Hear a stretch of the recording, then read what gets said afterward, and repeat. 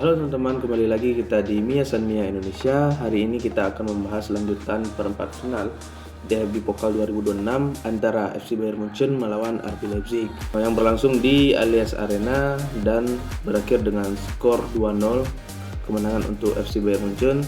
Gol dicetak oleh Harry Kane di menit 64 lewat titik penalti dan juga Luis Diaz di menit 67.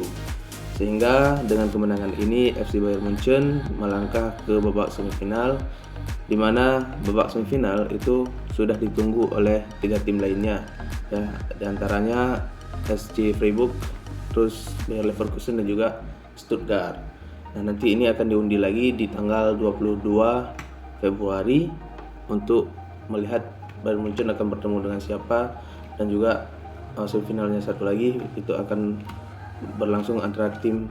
Jadi kita akan masuk untuk mereview pertandingan semalam, ya, sedikit pertandingan semalam, di mana Bayern Munchen dari starting line up-nya itu langsung turun dengan formasi andalannya 4-2-3-1 yang diisi oleh di kiper ada Manuel Neuer, terus ada dua center back Jonathan Tah sama Upamecano, sebelah kanan diisi oleh Stanisic, kiri diisi oleh Davies, di lini tengah Hakimi sama Vlahovic, terus 3 gelandang depan serang, yaitu ada sebelah kanan diisi oleh Olise, kiri Luis Diaz, tengah Gnabry, dan ujung tombak diisi oleh Harry Kane.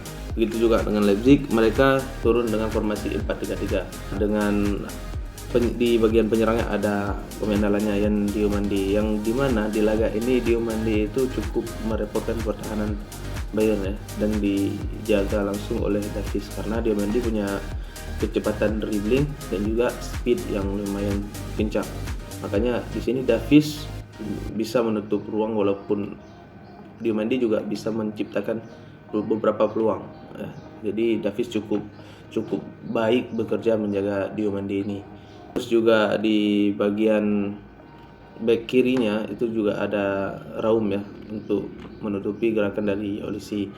Jadi Leipzig semalam di awal-awal babak itu menunjukkan permainan yang cukup agresif.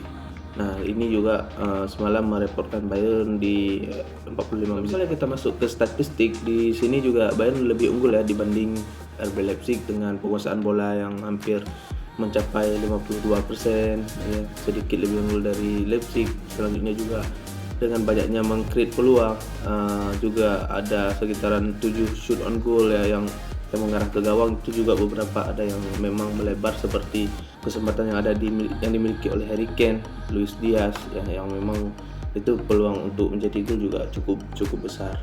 Nah, di sini juga dari statistik itu lebih unggul Bayern Munchen dibanding Leipzig, ya.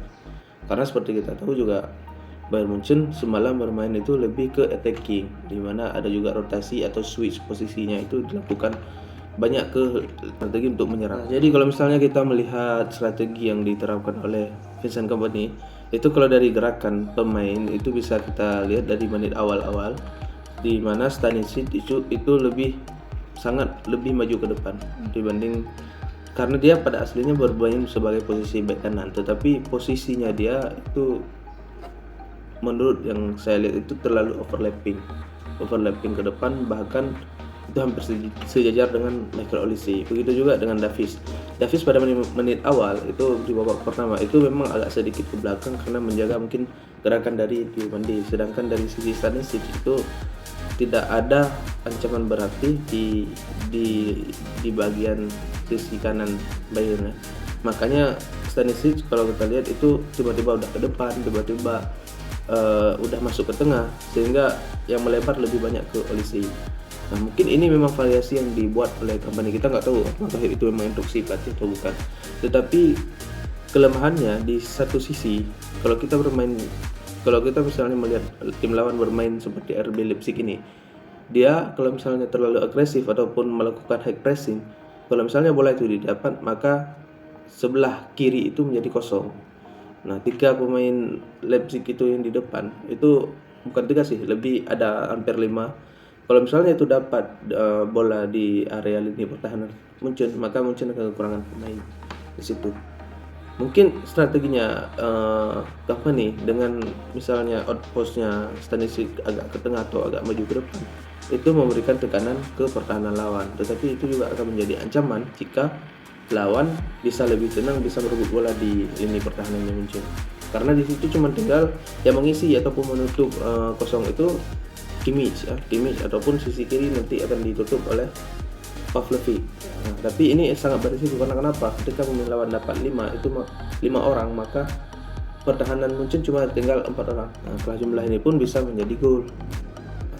Tapi kita nggak tahu, mungkin selama ini ya memang switchnya posisi di Bayern itu memang sering dilakukan oleh Kompany.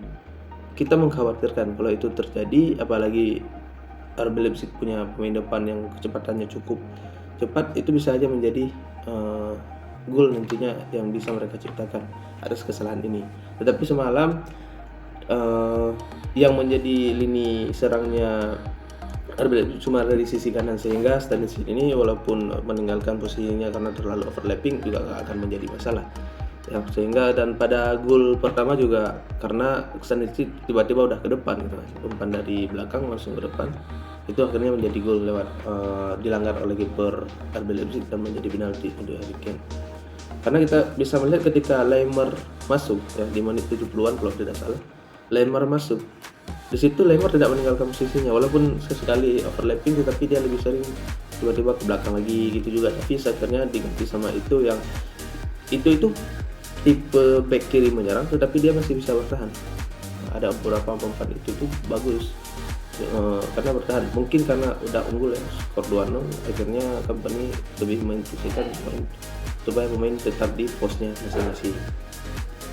Terus kalau misalnya kita lihat performa pemain lain, Harry Kane semalam punya banyak peluang walaupun beberapa kali memang digagalkan oleh kiper. Terus kalau yang lain, Olise juga menciptakan satu assist ya semalam. Raum ini yang menjaga Olise juga bukan pemain yang ini ya, tapi memang pemain level timnas yang memang dia kapten juga di Leipzig, jadi memang jago ini. Wajar jika memang Olise tidak terlalu bisa mengeksploitasi wilayahnya gitu ya. Itu mungkin itulah kenapa Stanisic membantu dari sisi kanan gitu, lebih apakah dia masuk dalam atau dia melebar dari sisi kanan. Terus kalau Musiala, kita juga harus memaklumi ya, Musiala masih belum bisa ke performa terbaiknya. Wajar, mungkin masih ada takutnya untuk dribbling bola ataupun ya Musiala masih butuh waktu lah untuk kembali ke performa terbaiknya seperti dulu dengan lebih berani. Luis Diaz masih selalu menjadi mimpi buruk lawan ya. Luis Diaz sangat konsisten sejauh ini. Mental Pavlovic juga sekarang kelihatan ya lebih gahar, dan juga ini menjadi aset penting untuk Jerman. Mungkin di timnas Jerman nanti Pavlovic ini menjadi pilihan utama karena selama ini dia menunjukkan konsistensi dan juga dia menjadi lini tengahnya Bayern. Kalau duet sama Kimmich udah bagus sih. Cuma kalau di Jerman kan Kimmich lebih banyak main di back kanan ya, karena Jerman nggak punya back kanan. Kemungkinan sih kalau misalnya Jerman punya opsi lain di tengah, nanti ada Pavlovic, terus ada Andrich, Stiller atau Goretzka. Jadi nanti sesuai kebutuhan aja lah untuk bertarung, isilah Goretzka sama Andrich. Tapi kalau misalnya butuh yang umpan seperti Toni Kroos, bisa pakai Angelo Stiller. Itu tidak menjadi masalah. Cuma Kimmich ini menjadi salah satu aset muda Jerman. Nah, ini perlu dijaga sih, konsisten tidak, dan bisa bersaing di level Bayern Munchen kan. Neuer juga semalam tidak terlalu menunjukkan performa karena mungkin serangan lawan juga tidak banyak ya. Cuman satu shoot on target dan ada satu goal offset yang menit keempat. Nah, jadi itu segelas terkait dengan pertandingan semalam. Kalau melihat performa Bayern saat ini, kemungkinan besar bisa sih juara di derby pokal tahun ini, dan bisa aja juga juara Liga dan Liga Champions dengan konsistensi pemain dan juga lini belakang sekarang cukup solid. Sekian video kali ini, sampai jumpa di video berikutnya.